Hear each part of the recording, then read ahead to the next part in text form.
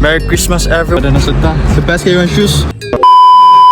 So for today's video mga kabo, ataki na sa takaron ba nangadlaon taro no para mudong to sa grandstand. So Merry Christmas guys sa tanan. Kumusta man yung mga Pasko diha? Systematic ra ba? Before ta mo padayon guys, ari sa ta palit sa tagpukari. So shout out ko ning idol na ko. Let's go. Alas 4 pa ni orasa. So misayo jud ta kay magkaroon na tong program is threshold. Di masilbi wala electrolytes bay mo tong nakapalit jud tagpukari. So pag abot na ko sa grandstand, grabe kami nga. Murag ako ra may tao siguro pero sige lang mo ni the best bay kay wala kay kontra ataki ta diri. So syempre dili na ta maglangan-langan, mag-warm up dayon ta bay, pasingot dayon. Grabe ang momentum, lami kayo, lamisad kayo ang kabugnaw sa panahon. Ikaw kuno alas 4 pa, wa na. Lami na kayo, diba? So let's go, start na tabay. Mag-warm up na ta, let's go. So before ta mo kwan sa interval sa speed no, sa threshold na to nga program today is magkwan sa ta warm up sa ta 2 km.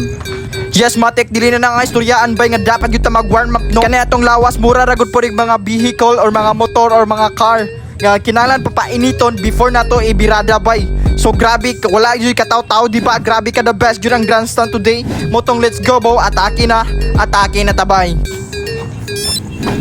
Okay. 2 km warm up, let's go.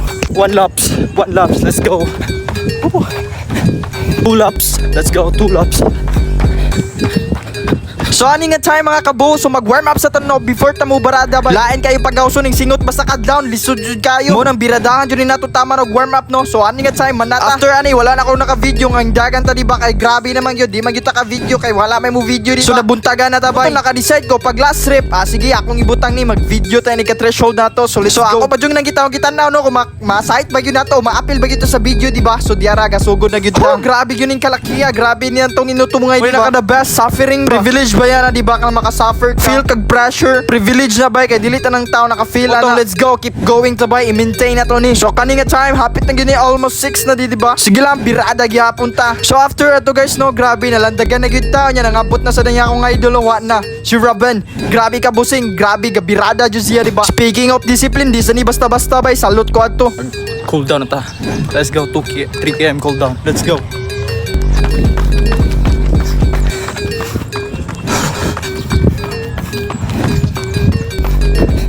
Okay guys, so after ito tanang binakbakay na to no, ari na sa tamo birada sa cool down bay. Ipa-clear na to tong lactic, di ba? Tanawa ninyo ang sun. Grabe ka nice. Kami na kayo sa feelings bay, nga ni ka the best yun. That's why guys, running is addictive. Maka-addict yun siya bay, makapangita imong lawas. Because running can produce a real dopamine, real happiness ba? Motong let's go, birada tani bay. Nga nara nakasimple yun. The best kayo. Nga maka-obtain pa kag vitamin D nga nasa sunset, di ba na? Nakalimot ko.